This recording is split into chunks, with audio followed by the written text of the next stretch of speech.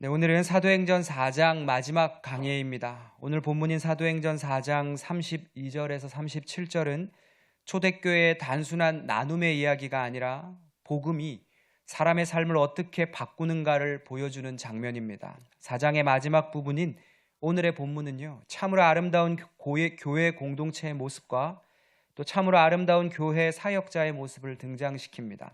자, 한 절씩 보면서 풀어가도록 하겠습니다. 32절입니다. 우리 같이 한번 읽어보겠습니다. 시작. 믿는 무리가 한 마음과 한 뜻이 되어 모든 물건을 서로 통용하고 자기 재물을 조금이라도 자기 것이라 하는 이가 하나도 없더라. 아멘.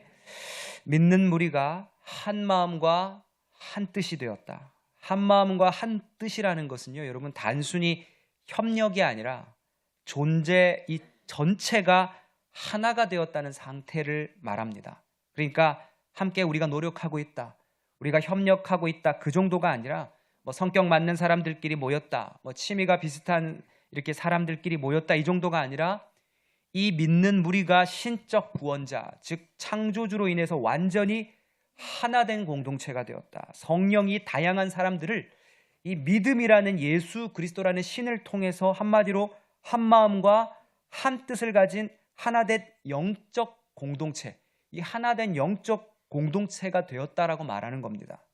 오늘 본문은 이 한 마음과 한 뜻된 이 한 믿음의 영적 공동체를 뭐라고 표현하냐면 믿는 무리라고 표현을 합니다. 그렇습니다. 교회는 사람들끼리 잘 맞아서 하나 되는 곳이 아니라 취미가 잘 맞고 성격이 잘 맞아서 모여진 존재가 아니라 예수 그리스도 때문에 하나 되는 공동체인 줄로 믿습니다.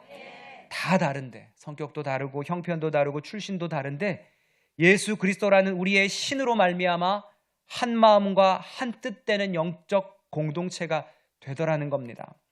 한 교회에서 성격도 다르고 직업도 다른 사람들이 갈등이 너무나도 많았답니다. 그런데 어느 날 그 교회에 너무나도 가난하고 그럼에도 하나님을 참 사랑하던 한 성도가 너무나도 큰 병으로 인해서 투병을 하게 되었답니다. 그때 교회가 하나로 움직이기 시작했습니다. 함께 병원비를 함께 모금하고 또 함께 그 성도를 위해 기도하고 또 때가 되어 이렇게 식사를 준비해서 식사도 제공해드리고 그렇게 했답니다. 놀라운 것은 그 이후입니다. 갈등이 사라진 것이 아니라 그 교회가 중요한 것이 무엇인지 알게 되었다는 겁니다. 믿는 무리가 우리가 주목해야 할 것, 우리가 정말 중요히 여겨야 할 것을 그들이 알게 되었다는 겁니다. 우리는 다르지만 같은 주님을 섬기는 사람들이었구나. 우리는 다르지만 같은 주님을 섬기는 사람들이었구나. 같은 주님을 섬기는 사람들에게 중요한 것이 무엇인지 알게 되어진 순간 그들은 그 중요한 방향을 향해서 함께 움직이기 시작합니다. 그것은 이 교회를 통해 주님이 주신 사명의 방향으로 함께 움직이기 시작했더라는 겁니다. 주의 사명을 감당하기에도 얼마 남지 않은 우리의 수명입니다. 하루하루 시간이 지난다는 건 죽어간다는 것을 말하는 것이며 그만큼 주의 사역을, 주의 사명을 감당할 시간도 줄어든다는 것일 겁니다. 그렇게 이 믿음의 공동체는 그 중요성을 깨닫게 되고 다시 복음을 향해 앞으로 나아가게 되었더라는 겁니다. 그 은혜의 역사가 우리 교회에도 함께하기를 소망합니다. 다시 본문을 보겠습니다. 32절 같이 읽겠습니다. 시작. 믿는 무리가 한 마음과 한 뜻이 되어 모든 물건을 서로 통용하고 자기 재물을 조금이라도 자기 것이라 하는 이가 하나도 없더라. 아멘. 자, 하반절에 보면 이런 말씀이 있습니다. 자기의 재물을 조금이라도 자기 것이라고 하는 이가 하나도 없더라. 이 구절은요, 여러분, 공산주의 이런 그런 공산주의와 같은 공동 소유를 말하는 게 아닙니다. 이 행위는 강제가 아니라 자발적 헌신이었기 때문입니다. 그러니까 자기들이 자발적으로 감동하여, 믿는 무리가 누군가의 강제적 요구가 아니라 자발적 헌신으로 감동하여 이 나눔을 실천했다는 겁니다. 이것이 가능해진 이유가 무엇이었을까요? 소유의 주인이 바뀌었기 때문입니다. 내 것이라는 개념이 무너질 때 서로를 위해 기꺼이 나의 것을 내어놓으며 나눌 수 있게 된, 즉 이곳에 하나님의 나라 공동체가 시작된 겁니다. 우리 교회가 우리 교회가 여기까지 온 것은 수많은 이름도 빛도 없는 성도님들의 드림과 헌신이었음을 압니다. 내 것이 아니라 주님 겁니다. 주님은 그것을 다 기억하십니다. 그리고 이제 그 역사를 기억하며 나는 우리 애능중앙교회를 더 귀히 섬기겠습니다. 그렇게 걸어가셨던 그런 성도님들의 이름도 빛도 없는 섬김이 우리 교회를 여기까지 세운 줄로 믿습니다. 어느 부자가 한 목사님에게 물었답니다. 제가 얼마나 헌금해야 하나님이 기뻐하실까요? 제가 얼마나 많이 헌금해야 하나님 기뻐하실까요? 그러자 그 목사님이 이렇게 대답했답니다. 하나님은 그 금액을 보시지 않습니다. 그 비율을 보시지 않습니다. 주인을 보십니다. 하나님은 주인을 보십니다. 내가 돈의 주인인가? 아니면 하나님이 주인이신가? 하나님은 그 금액을 보시는 게 아니라 이 돈의 주인이 누구이신지를 보신다는 겁니다. 결국 오늘의 본문 사도행전 4장 32절의 모습이 나타나게 된 것은 바로 이 초대교회 공동체, 즉 성령받은 공동체의 소유의 주인이 주님이 되었다는 이야기입니다. 우리의 소유의 주인 역시 주님이신 줄로 믿습니다. 주님이 역사하시면 이러한 사도행전 속 역사가 우리에게도 다시금 불타오르게 될 것입니다. 사람으로 하여금 개인의 소유를 포기하고 또 공동체를 위하여 교회를 위하여 헌신하게 하는 것은 성령의 능력으로 말미암지 않고는 불가능합니다. 그래서 평생을 교회를 위해 헌신한 목회자도 또 어떤 사역자도 그의 마지막을 다 드린 후에 이렇게 말했다고 하지요. 나는 무익한 종이었습니다. 나는 무익한 종이었습니다. 결국 초대교회는 자신의 소유를 하나님의 것으로 여긴 이들의 공동체였습니다. 이번에는 33절 같이 읽겠습니다. 시작. 사도들이 큰 권능으로 주 예수의 부활을 증언하니 무리가 큰 은혜를 받아. 아멘. 사도들이 큰 권능으로 주 예수의 부활을 증언하니, 여기서 증언하니라는 말의 어원은 빚을 갚다라는 말입니다. 무엇을 갚는다고요? 빚을 갚는다. 결국 사도들은 이 예수 그리스도의 부활의 은혜의 빚을 갚는 삶을 살았답니다. 우리도 모두 이 은혜의 빚진 자입니다. 복음의 빚진 자입니다. 빚진 자는 교만할 수 없으며 거만할 수 없습니다. 우리 모두 이 은혜의 빚을 진 자임을 기억하기를 바랍니다. 여기서 큰 권능이라는 단어는 단순한 권능, 기적이 아니라 삶으로 드러나는 능력을 말한답니다. 결국 부활의 증거는 말뿐 아니라 우리의 삶, 공동체의 삶으로 증명되어집니다. 바로 저들의 이 아름다운 예수 공동체의 모습이 삶으로 증언되었을 때 오늘 본문이 이렇게 말해요. 무리가 큰 은혜를 받아. 무리가 큰 은혜를 받아. 은혜를 받았답니다. 그렇습니다. 교회는 은혜가 있는 곳입니다. 교회는 은혜가 있는 곳입니다. 세상은 삭막하고 세상은 냉정하지만 교회는 은혜가 넘쳐야 될 줄로 믿습니다. 예수의 부활이 증언되고, 즉 나의 빚된 주님께 받은 그 빚을 갚기 위해 살며 우리가 그 큰 은혜를 받는 그 모습을 함께 나타내는 이 공동체, 이것이 교회란 말입니다. 은혜의 공동체, 우리 애능중앙교회가 되기를 소망합니다. 여러분이 알듯이 제가 구체적인 초대교회 성도들의 박해를 오늘 설교 가운데 막 이 끔찍한 박해를 여러분에게 전해드리지 않아도 우리네 초대교회 믿음의 선배님들이 얼마나 끔찍하고 잔인하고 또 더러운 박해를 받았는지 여러분은 이미 많이 들어서 아실 겁니다. 그러한 박해 속에서도 그들은 은혜를 잃지 않았습니다. 하나님에 대한 그 간절한 은혜를 잃지 않았습니다. 그래서 저들을 향해 사람들이 물었습니다. 당신들은 왜 그렇게 살 수 있습니까? 당신들은 도대체 이런 끔찍한 상황 속에 어떻게 이렇게 감사하며 포기하지 않고 기도하며 살 수 있었습니까? 그렇게 물었을 때 우리 초대교회 믿음의 선배님들은 이렇게 대답했답니다. 그 대답은 아주 단순했다고 기록합니다. 예수님이 살아계시기 때문입니다. 예수님이 살아계시기 때문입니다. 설명이 아니라 삶 자체가 증거였습니다. 어느새 저를 포함해서 이러한 모습의 그리스도인이 참으로 그리워진, 참 찾기 힘든 시대가 되었습니다. 그러나 저는 우리 교회를 보며 그러한 분들을 보았습니다. 이름도 빛도 없이 평생 헌신하셨으면서도 자신의 지분을 찾는 것이 아니라 교회를 사랑하며 포기하고 기도하고 사랑하며 여기까지 지켜오신 우리 믿음의 성도님들, 믿음의 선배님들의 모습을 말입니다. 실제 제가 오래전 수요일 날 제가 여기 앉아 있었거든요. 오래전 수요일 날 캄캄한 예배당에 혼자 불 꺼진 예배당에서 홀로 침묵 기도를 하고 있었습니다. 그런데 인기척이 느껴졌습니다. 바로 이 공간입니다. 불 꺼진 예배당, 수요 예배 전 깜깜한 그 예배당에 인기척이 느껴져서 누군가 들어왔습니다. 우리 교회 권사님 한 분이 이제 교회에 왔으니 먼저 어두운 예배당에 기도하러 들어오신 겁니다. 그때 권사님의 휴대전화 벨이 울렸습니다.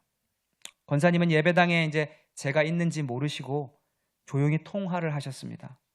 그런데 통화를 하시던 권사님의 이 말씀에 제 마음이 멈췄습니다. 어디 있기는요, 내가 갈 곳이 교회 말고 어디 있겠어요? 어디 있기는요, 내가 어디 있기는요, 내가 갈 곳이 교회 말고 어디 있겠어요? 그렇게 통화를 마치시고 불 꺼진 예배당에서 권사님은 다시 조용하지만 간절하게 하나님께 기도하는 모습을 볼 수가 있었습니다.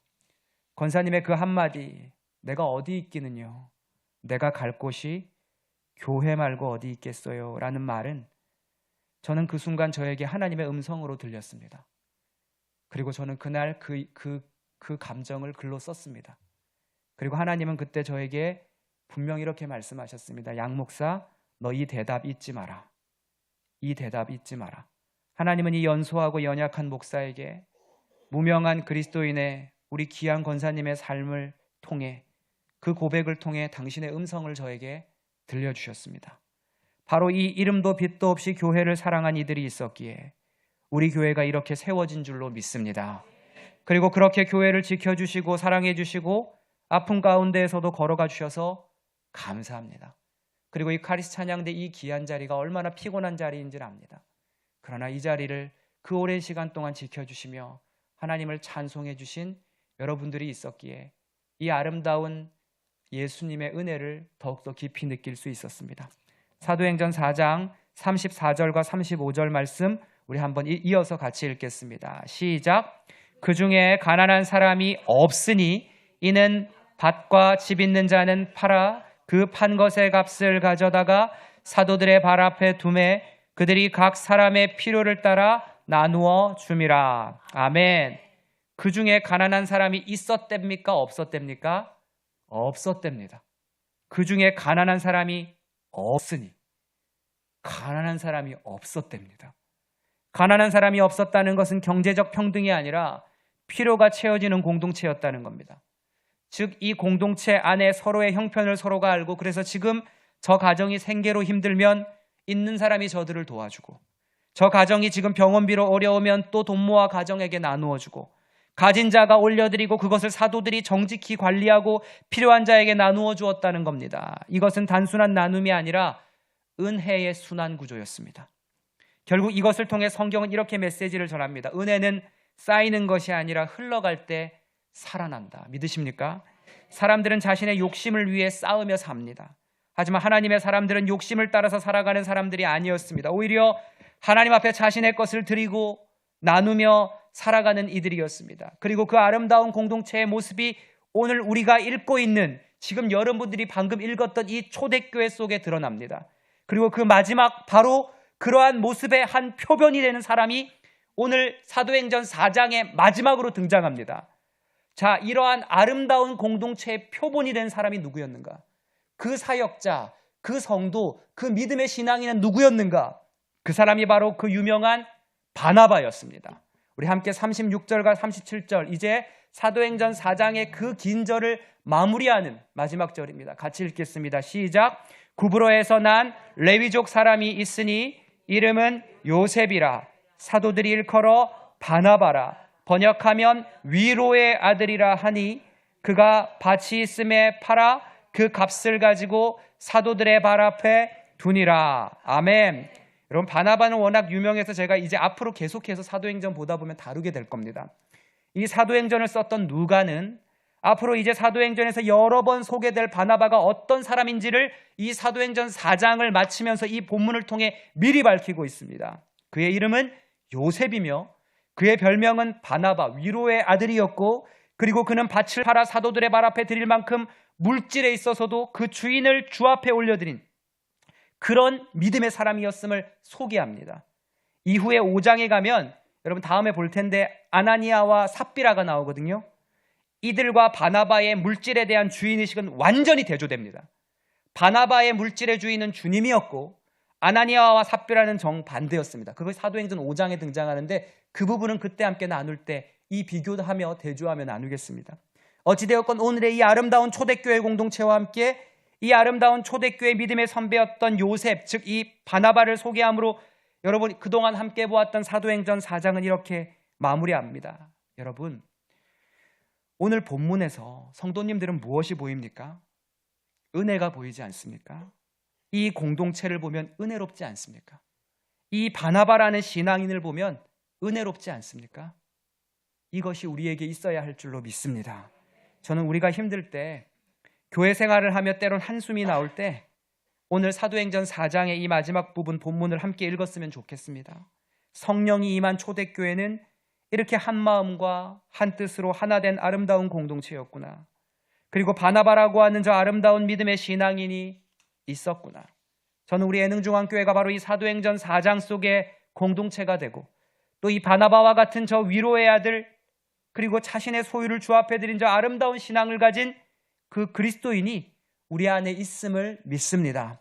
어려움을 겪으면서도 한 마음과 한 뜻으로 기도하였던 너무 달랐지만 예수로 하나 되었던 그리고 그 마음으로 서로의 필요를 채워주고 나누어 주었던 자기의 소유권을 주장하지 않고 하나님의 소유권으로 모두 올려드렸던 위로의 아들이라 불리던 바나바와 같은 신앙인이 있었던 저 아름다운 공동체와 저 아름다운 신앙인의 이야기는 이제 이 사도행전 4장만의 이야기가 아니라 이 잔인한 세상 속에 교회라는 이름으로 주님을 높여드리며 세워간 우리 아름다운 애능중앙교회의 이야기가 되어야 될 줄로 믿습니다.